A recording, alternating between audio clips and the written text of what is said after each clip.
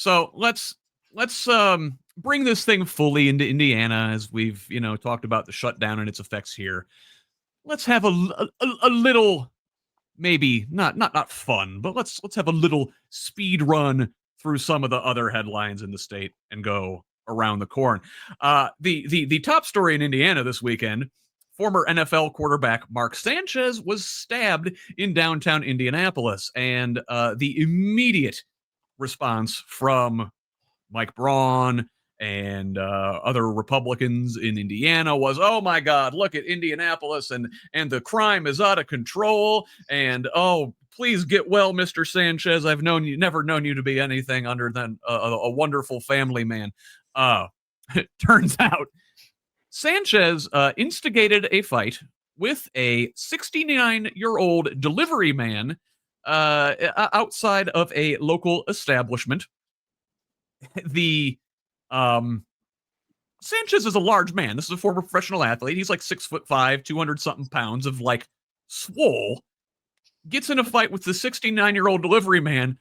The delivery man attempts to use pepper spray on Sanchez to no avail, and only subdued the former quarterback by stabbing him.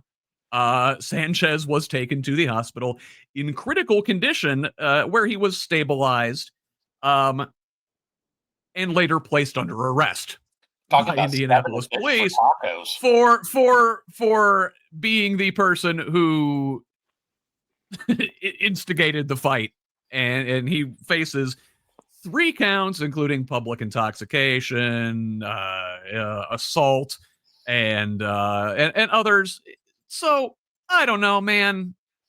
Derek, you got thoughts on this one?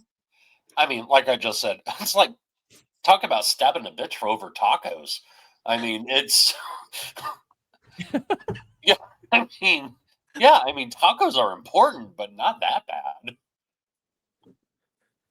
The tacos are life, I will say.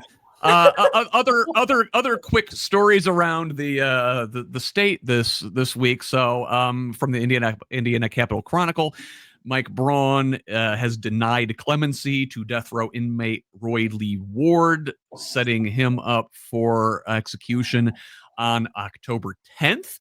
We also learned, this is from WRTV Channel 6 in Indianapolis, that criminal charges are not filed in 30% of child abuse and neglect deaths, according to data from the DCS. Blythe, do you have a comment on that one?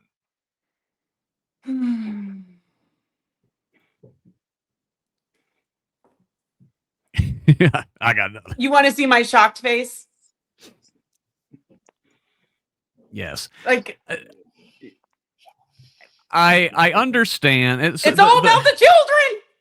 It is all about the children. The Harmony Gist, the DCS Deputy Director of Strategic Solutions and Agency Transformation, emphasized that prosecutors have a higher burden of proof in domestic cases like this. She says it gets very gray. It's very difficult to prove things and to bring cases like this to trial. I disagree. We'll follow up on this further, but it is certainly concerning. I'd like to see the demographic of this 38%, because if it's white men being accused of that and not being charged versus the other population of people who might be females or people of color or other, I would like more information.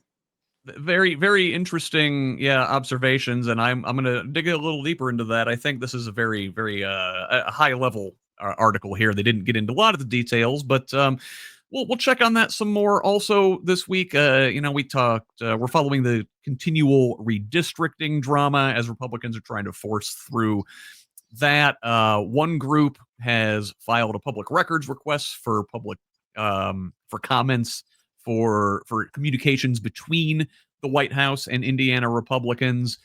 Meanwhile, many Hoosiers gathered at a town hall in Indianapolis on Monday night to share their thoughts on redistricting. Charles, would you like to share yours?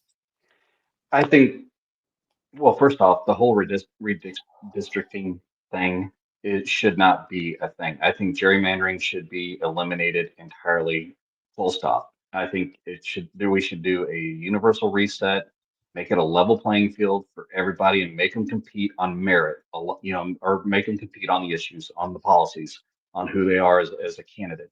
This thing of where the dear leader thinks he's entitled to have more people at his disposal to do his bidding. I mean, that's how kings and dictators and authoritarians and fascists go through things. So, and if you look at the statistics at the Hoosier populace, it is universally negative against this idea. I mean, it's like, I think in the 70s, some odd last time I looked at this idea that people do not want this to happen. I mean, what's the point? I mean, you go through all the Mickey Mouse, you spend over 200, 300 grand to bring in a special session and to achieve what? One seat, maybe? I mean, it makes, again, why? All right, if they're that scared to run on policy, that has to tell you something. And that's what this is. It's just indicating they're scared. Always been the plan, right? I mean, Republicans haven't had popular policy in decades and have relied on gimmicks like gerrymandering and voter suppression to keep themselves in power. It's gross. A couple other quick headlines I did just want to get on the record here. So ICE detainees are due to start arriving at the Miami Correctional Facility up there near Kokomo. Also, a court has ruled that Indiana can require biological sex on birth certificates, blocking updates for transgender Hoosiers.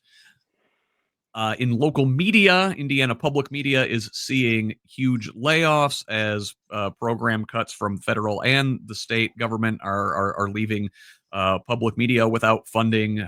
Indiana is one of the hardest hit states after only West Virginia, Alaska, New Mexico, and Montana. Only those states relied more on public money for their public broadcasting than Indiana did. Finally, in Morgan County, a data center project is advancing to the county commissioners for a vote despite major community pushback. Say, Derek, you live in Morgan County. Yeah, and I was there.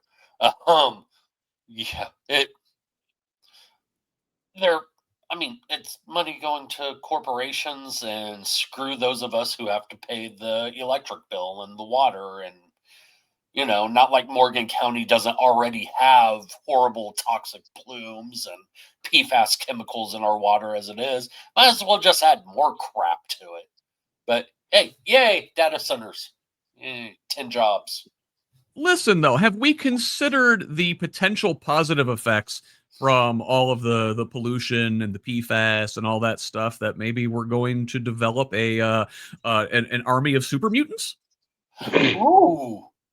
Can I sign up? I want like fries. Yeah.